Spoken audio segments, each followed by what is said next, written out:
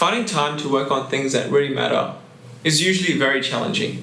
So in this second episode of this series on prioritizing and working on things that will move the needle for you, I want to talk about focus. We don't usually talk about this very often. It's usually about taking time away from something and putting it into something else, but focus deteriorates probably very quickly for you as it does for me. So here's a few things that I've done in the past to make sure that I am using the right amount of energy on the right things, as well as having the right amount of energy to get through the day, especially if it's a challenging day. I've been in situations where there are long work days, there's meetings later in the afternoon or even in the evening that I need to attend. And I wanted to make sure that I was in the right headspace for it, so I give them my best. And here are a few things that I've done. I want to start with an example. And this is an extreme example. You don't have to do this. It's an example of Mark Zuckerberg. He's the CEO of Facebook. And he is really famous for wearing the same shirt every single day. He's got 1 million of the same shirts. I'm not saying you have to do that, but extreme success is usually a byproduct of extreme habits. So if you're looking to improve where you are right now, you probably have to improve the habits that you have at the moment. What I started with was changing how I eat and focusing on preparing for my week rather than just taking it head on. So in the past, it was pretty easy to just wake up, figure out what I'm going to wear, figure out what I'm going to take for lunch, make it, go to work. Those simple things do take a bit of brain power. So over time, I've phased them out. A lot of the time now, I focus on meal prep and I focus on getting my clothes ready and everything's ready to go for the week. So I don't really have to make a decision about, what am I going to wear? Oh, no, I have to need to iron this, or, I don't have enough clothes to wear today. Something's not matching.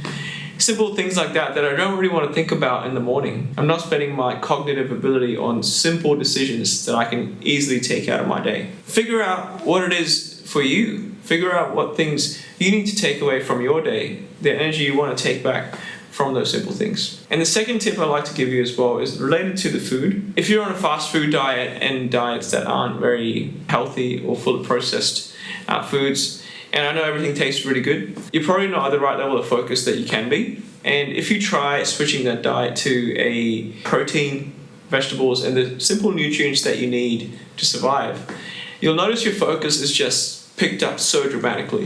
If you do that for 3 or 4 days, you'll notice how your focus changes. You're actually more present than you have been in the past. I'm not a scientist and I'm not a dietitian, so if you don't want to follow that advice, that's completely fine. That's what's worked for me in the past.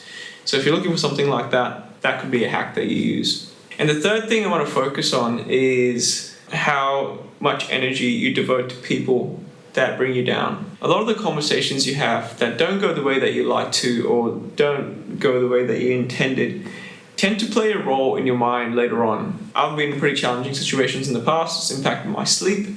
It's impacted how present I am after work, even though I might not have my phone or anything like that with me. So think about who you're around at work. Can you actually make an effort to avoid those people? We'll talk about stakeholder management in a different series because that is where that really comes into play.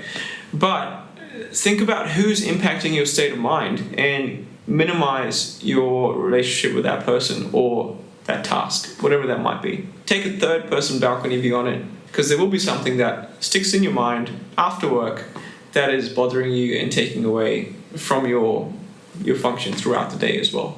And the final thing I want to mention is I deleted my socials earlier this year. So I'm not on Facebook, I'm not on Instagram, I'm not on any of those anymore. And the reason for that was I've started writing a book, and as soon as I would write for 5 or 10 minutes, I'd find I was automatically taking out my phone and scrolling Instagram for another 30 minutes or so. And I couldn't focus on something that I really, really want to work on.